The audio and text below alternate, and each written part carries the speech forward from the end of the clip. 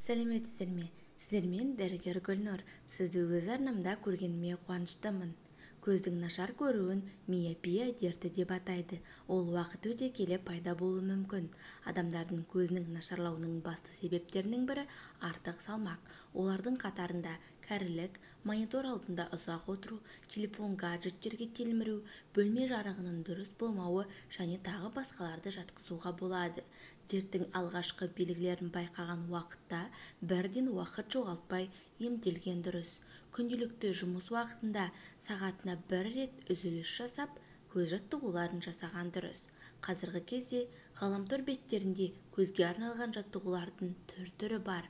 Бір ерекше атап өтерлігі, олардың барлығы кез келген адамның көзіне арналған. Оларды да дұрыс таңдау керек. Әрбір адам өзінің көзіне күтіммен қараса, көруі жақсаруы мүмкін. Мәселен, келесідей жаттығуларды жасауға болады. Видеоны бастамас бұрын қазақша каналға қолдау білдіріп, лайк басып, комментарий қалдырып, каналға подписка жасауларыңызды сұраймын. Видео соңында халық емімен көзді үй жағдайында қалай жақсартуға болатындығы жайлы айтатын боламын. Көзіңізді солдан оңға қарай және керісінше бағытта бірнеше рет айналдырыңыз. Басыңызды қозғалтпай, көзіңізді жоғары көтеріп, содан соң төмен түсіріңіз. Бұл әрекетті де бірнеше рет қайталау керек. Бұдан кейін оң және сол жаққа көзіңіздің қиығымен қараңыз. Қолыңызға қарындаш алып, оны жақындатып, ұшына қараңыз. Біртіндеп оны алыстатыңыз, ал жанарыңыз қарындаштың ұшында болсын. Осындай қарапайым жаттығуларды адамдар күнделікті жасауды әдетке айналдырса, жанарының бұлшықеттері демалып, көруі жақсарады. Көруді жақсарту үшін күніне 2 рет жарты кесе өрік шырынын ішу пайдалы. Брусниканы кез келген түрде тұтыныңыз. Балғын, қайнатылған. Олар көру қабілетін жақсартуға көмектеседі.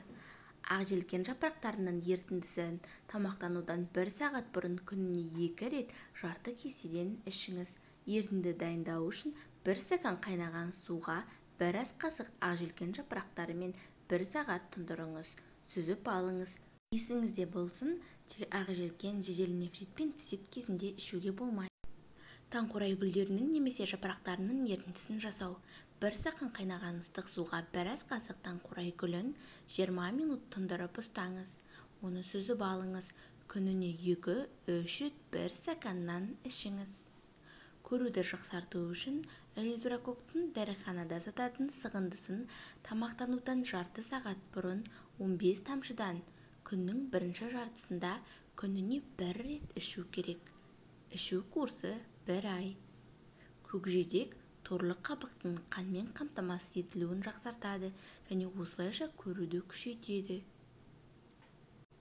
Халық емінде көздің көру өткірлігін қалай жақсартамыз?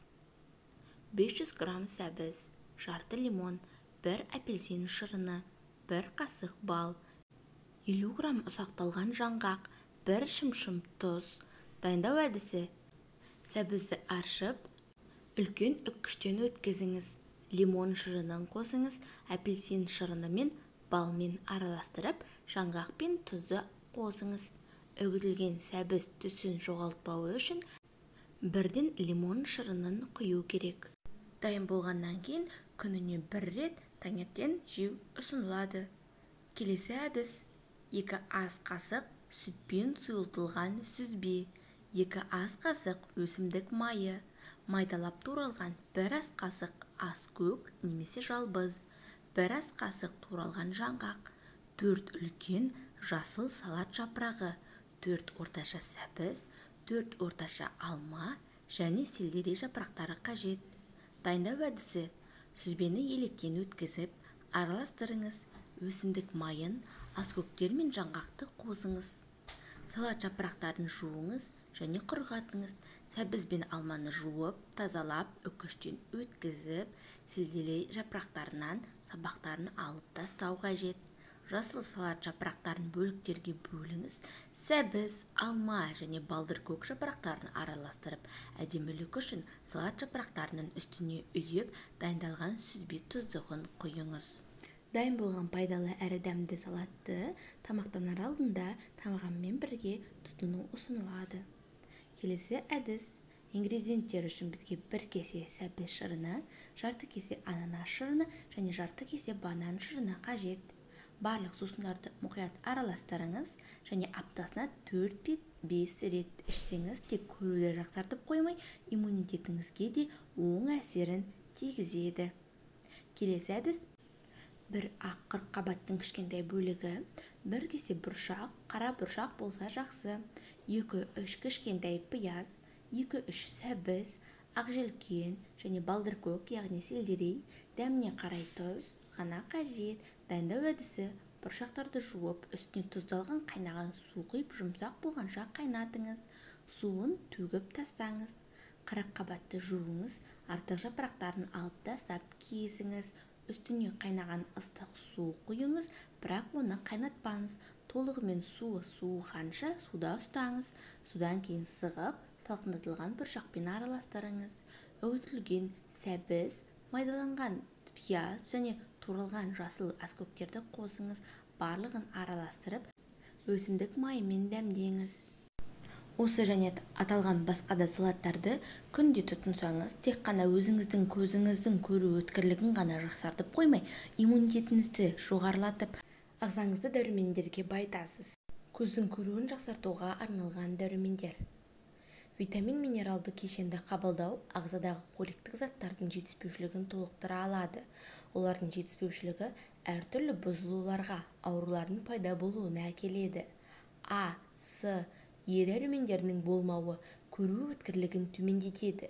Торлы қабық ауруларының пайда болуына ықпал етеді. Витамин минералды кешенге бай тағамдарды тұтыну әрине қажет.